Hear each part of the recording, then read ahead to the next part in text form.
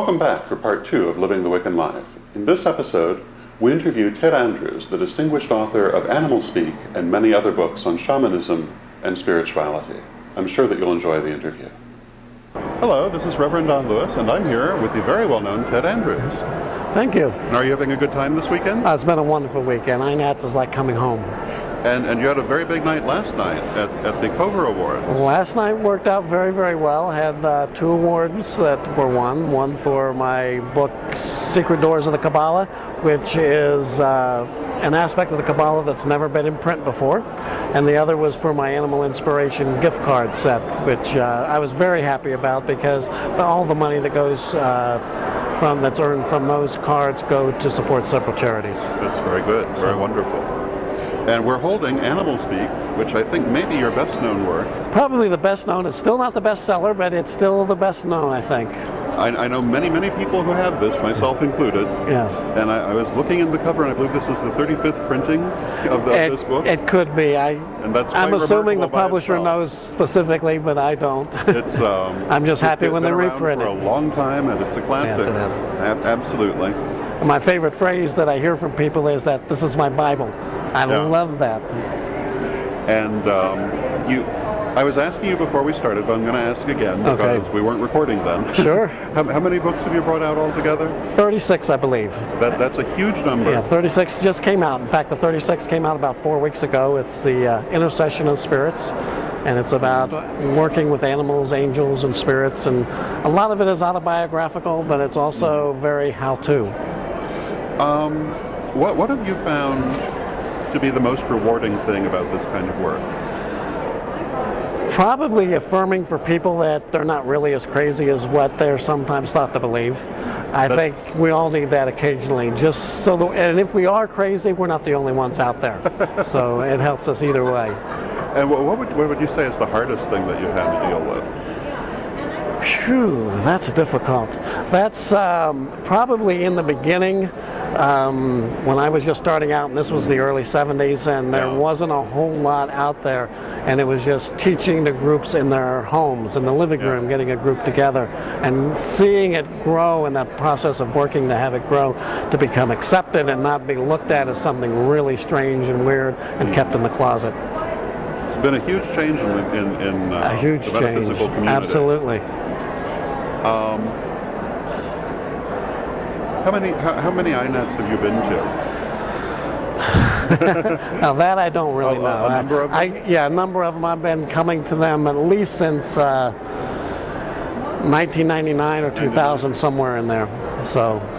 It's a wonderful show. It is. It is a wonderful show.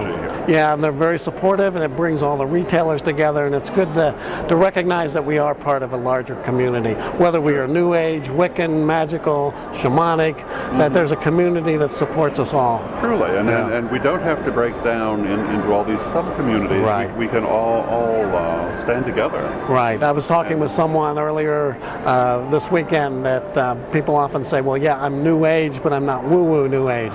So we've kind of moved away from that whole process, and we're seeing people more comfortable with the traditional labels. Yes, indeed. If people want to find out more about you, where would you send them?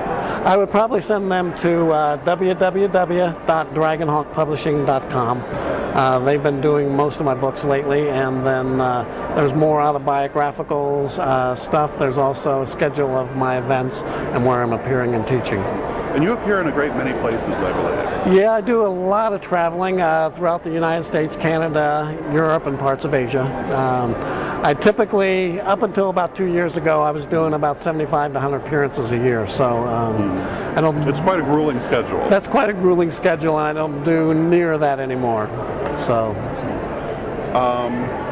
Of all the things that you see happening today, what do you think is the best thing going on in our community, and what would you like to see more of?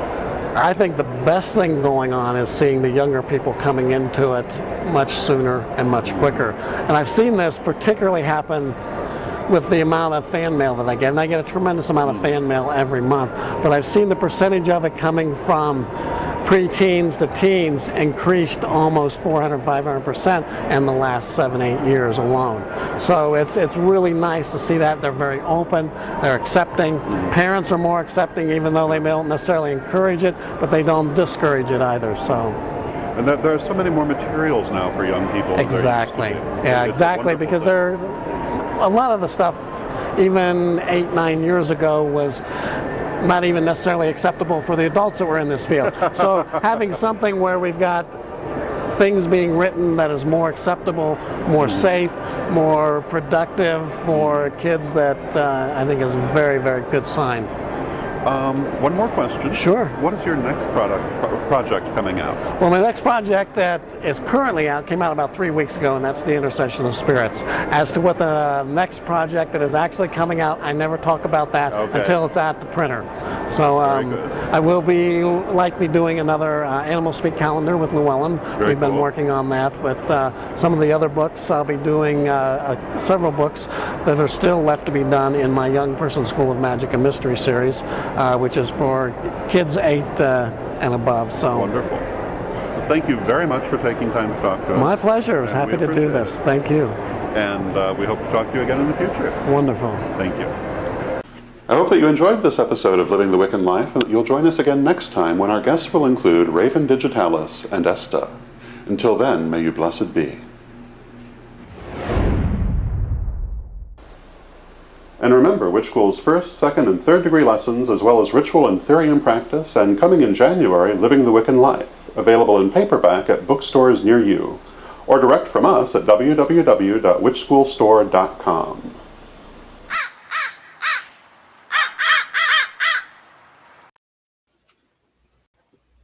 This October, the world of pagan voices comes together in one global gathering. The Pagan World Congress. 5 days, over 100 hours, speakers, rituals, music, and town halls streamed across the world.